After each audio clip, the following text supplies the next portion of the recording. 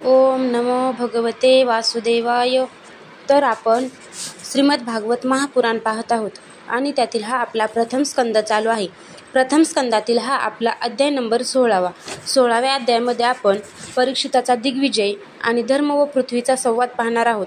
तर सूत म्हणाले, शौनका, पांडवांच्या महाप्रयाणानंतर भगवंताचा परमभक्त राजा परीक्षित श्रेष्ठ ब्राह्मणांच्या उपदेशानुसार पृथ्वीचे पालन करू लागला.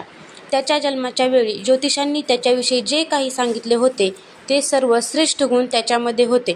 त्याने उत्तराची कन्या इरावतीशी विवाह केला.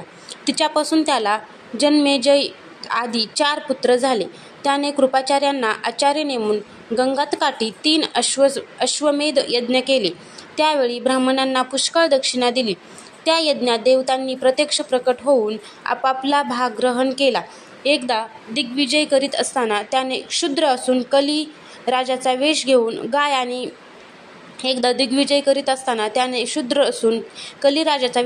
गाय आणि बैल यांना लाथांनी मारित आहे असे पाहिले. तेव्हा राजाने मोठ्या शौर्याने त्या कलियुगाला पकडून शासन केले. शौनकाने विचारले, सूत महोदय, दिग्विजयाच्या वेळी परीक्षिताने कलियुगाला केवळ शासन करूनच का सोडले? कारण राजाचा वेश धारण केला होता तरी तो एक क्षुद्र होता व गायीला लाथांनी मारत होता. भगवान श्रीकृष्ण अथवा त्यांच्या चरणकमलांच्या मधुरसाने पान करणाऱ्या भक्तांशी या घटनेचा संबंध असेल तर सांगा. ज्यात आयुष्य फुकट जाते अशा व्यर्थ गोष्टी बोलून काय फायदा? सूत महोदय, जे मोक्षाची इच्छा करतात परंतु अल्पायुष्य असल्यामुळे मृत्यूचा घास होतात, अंशाच्या कल्याणासाठी भगवान यमांना आवाहन करून त्यांना येथे शामित्र कर्मासाठी नियुक्त केले आहे. जोपर्यंत येथे यमराजा आहे तोपर्यंत कोणाला मृत्यू येणार नाही. मनुष्य लोकातील मृत्यूने ग्रासलेले लोक देखील भगवंताच्या अमृततुल्य लीला कथांचे पान करू शकतील. यासाठीच महर्षींनी भगवान यमांना येथे बोलाविले आहे. एक तर कमी आयुष्य आणि अल्प समजूत अशा अवस्थेत संसारातील अभागी माणसांचे आयुष्य व्यर्थ जात आहे, रात्र निद्रेमध्ये आणि दिवस व्यर्थ कामे करण्यात. सूत म्हणाले, राजा परीक्षित जेव्हा कुरुंजागल देशात राहत होता त्यावेळी त्याने ऐकले की सैन्याने सुरक्षित अशा माझ्या राज्यात कलियुगाचा प्रवेश झाला आहे. ही अप्रिय वार्ता ऐकून युद्धवीर परीक्षिताने धनुष्य हातात घेतले.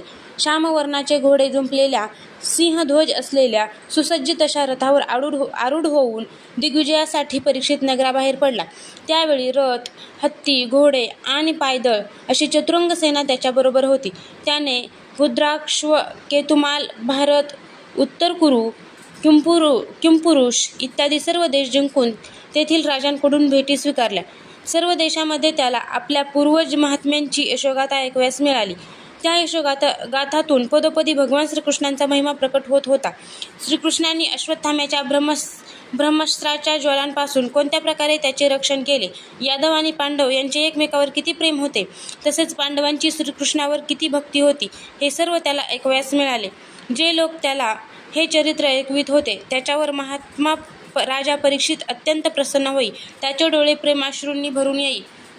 मोठ्या उदार अंतकरणाने तो त्याला बहुमोल वस्त्रे आणि मोत्यांचे हार भेट म्हणून देत असे. त्याला असेही ऐकावयास मिळत होते की अत्यंत प्रेमामुळे भगवान श्रीकृष्णांनी पांडवांचे सारथ्य केले. ते त्याचे सभासद झाले. त्यांनी त्यांची सेवाही केली. मित्र होतेच ते त्यांचे दूतही झाले. रात्री शस्त्र हातात घेऊन वीरासन घालून ते बसत व शिबिरावर पहारा देत त्यांच्या मागे मागे जात त्यांची स्तुती व त्यांना प्रणाम करीत. इतकेच काय, आपल्या प्रेमपात्र पांडवांच्या चरणावर सर्व जग त्यांनी झुकविले. हे ऐकून भगवान श्रीकृष्णांच्या चरणकमलावर परीक्षिताची भक्ती अधिकच दृढ होई. अशा प्रकारे दिवसेंदिवस परीक्षित पांडवांच्या आचरणांचे अनुकरण करीत दिग्विजय करीत होता. त्याच दिवसात त्याच्या शिबिरापासून थोड्याच अंतरावर एक आश्चर्यकारक घटना घडली. ती मी आपल्याला ऐकवितो. बैलाचे रूप धारण करून धर्म एका पायावर चालत होता. एके ठिकाणी त्याला गायीच्या रूपात पृथ्वी भेटली. पुत्राच्या मृत्यूच्या दुःखाने माता जशी दुःखी होते त्याप्रमाणे गायीच्या नेत्रातून अश्रू वाहत होते. तिचे शरीर निस्तेज दिसत होते. धर्माने पृथ्वीस विचारले. धर्म म्हणाला, हे कल्याणी, तू सुखरूप आहेस ना? तुझे मुख म्लान झाले आहे. तू निस्तेज झाली आहेस. तुझ्या मनात काहीतरी सलत आहे असे वाटते. आई, तुझे कोणी स्नेही दूरदेशी गेले आहेत आणि त्यांची तू चिंता करीत आहेस काय? माझे 3 पाय तुटले आणि एकच राहिला म्हणून तू माझी चिंता करीत नाहीस ना? शूद्र, तुझ्यावर आता शासन करतील यासाठी तू शोक करीत आहेस काय? ज्यांना आता यज्ञामध्ये आहुती दिली जात नाही त्या देवतांसाठी तुला खेद होत आहे काय? किंवा पाऊस न पडल्यामुळे त्रस्त झालेल्या प्रजेसाठी तर तू खेद करीत नाहीस ना? हे पृथ्वी, राक्षसासारखे वर्तन करणाऱ्या माणसांकडून आरक्षित स्त्रिया आणि पीडित बालके यांच्यासाठी तू शोक करीत आहेस काय? निषिद्ध कर्म करणाऱ्या ब्राह्मणांच्या हाती विद्या पडली आणि ब्रह्मद्रोही राजांची सेवा करण्यात ब्राह्मण गुंतले आहेत, याचे तुला दुःख होत आहे काय? आजकालचे नाममात्र राजे संपूर्णपणे कलियुगी प्रवृत्तीचे झाले आहेत. त्यांनी मोठे मोठे देश उजाड केले आहेत. आजकालचे लोक तर खाणेपिणे, स्नान आणि स्त्री सहवास इत्यादीमध्ये शास्त्रीय नियमांचे पालन न करता स्वैराचारी झाले आहेत. त्यांच्यासाठी तू दुःखी आहेस काय?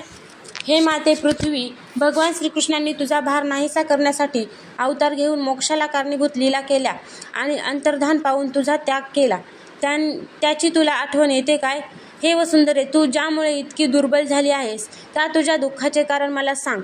असे वाटते की बलवानांनाही नेष्टानाभूत करणाऱ्या या काळाने देवतांनाही वेदनीय असे तुझे सौभाग्य हिरावून घेतले आहे. पृथ्वी म्हणाली, हे धर्मा, तू आता मला जे काही विचारित आहेस ते सर्व तुला ठाऊक आहे. सत्य, पवित्रता, दया, क्षमा, त्याग, संतोष, सरलता, शम, दम, तप, समता, तितिक्षा, उपरती, शास्त्रविचार, ज्ञान, वैराग्य, ऐश्वर्य, वीरता, तेज, बल, स्मृती, स्वतंत्रता, कौशल्य, कांती, धैर्य, कोमलता, निर्भीकता, विनय, शील, साहस, उत्साह, बल, सौभाग्य, गंभीरता, स्थिरता, अस्तिकता, कीर्ती, गौरव आणि निरहंकारिता या 39 सहज गुणांनी युक्त अशा 4 चरणांद्वारा तू सर्व संसाराला सुखी करीत होतास. वरील गुणांखेरीज महत्वाकांक्षी पुरुष ज्याची इच्छा करतात असे अन्य पुष्कळ गुण भगवंताची सेवा करण्यासाठी त्यांच्या ठायी नित्य वास करतात. त्या सर्व गुणांचे आश्रयस्थान असलेले सौंदर्यधाम असे भगवान श्रीकृष्ण यांनी यावेळी ही सृष्टी रहित झाली असून पापमय कलियुगाच्या वाईट नजरेची शिकार बनली आहे. हे पाहून मला फार दुःख होत आहे. स्वतःसाठी सर्व देवतात श्रेष्ठ असणाऱ्या तुझ्यासाठी तसेच देवता, पितर, ऋषी, साधू आणि सर्व वर्णाश्रमांच्या मनुष्यासाठी मला दुःख होत आहे.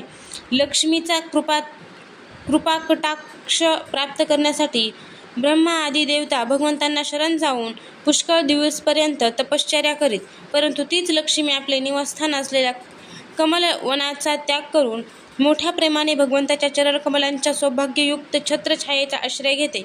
त्याच भगवंताच्या कमल, वज्र, अंकुश, ध्वज आदी चिन्हांनी युक्त असलेल्या श्रीचरणांनी मी विभूषित झालेली असल्याने मला मोठेच वैभव प्राप्त झाले होते आणि 3 लोकांहून माझे महत्त्व अधिक होते. परंतु माझ्या त्या भाग्याचा आता शेवट झाला आहे. अभागिनी असलेला मला भगवंतांनी सोडून दिले आहे. मला असे वाटते की माझा सौभाग्याचा मला गर्व झाला होता म्हणून त्यांनी मला हा दंड केला आहे. आपले 3 पाय नष्ट झाल्याने तू मनातून कुढत होतास, म्हणून आपल्या पुरुषार्थाने तुला आपल्यामध्येच परिपूर्ण आणि स्वस्थ करण्यासाठी ते अत्यंत रमणीय असे श्यामसुंदराचे रूप घेऊन यदुवंशात प्रकट झाले आणि असुरवंशी राजांच्या शेकडो अक्षौहिणी सैन्याच्या रूपाने माझ्यावर असणारा भार त्यांनी नष्ट केला. कारण ते स्वतः अगदी स्वतंत्र होते. ज्यांनी आपल्या स्नेहार्द दृष्टीने, मधुर हास्याने आणि गोड शब्दांनी सत्यभामा इत्यादी मधुर मानिनींच्या मनाबरोबर त्यांचे धैर्यही नाहीसे केले होते आणि ज्यांच्या चरणकमलांच्या स्पर्शाने मी सदैव रोमांचित होत असे, त्या पुरुषोत्तम भगवान श्रीकृष्णांचा विरह कोणाला सहन होईल बरे? धर्म आणि पृथ्वी यांचा याप्रमाणे आपापसात संवाद चालू असतानाच राजर्षी परीक्षित पूर्ववाहिनी सरस्वती नदीच्या तटावर येऊन पोहोचला. अध्याय 16 समाप्त.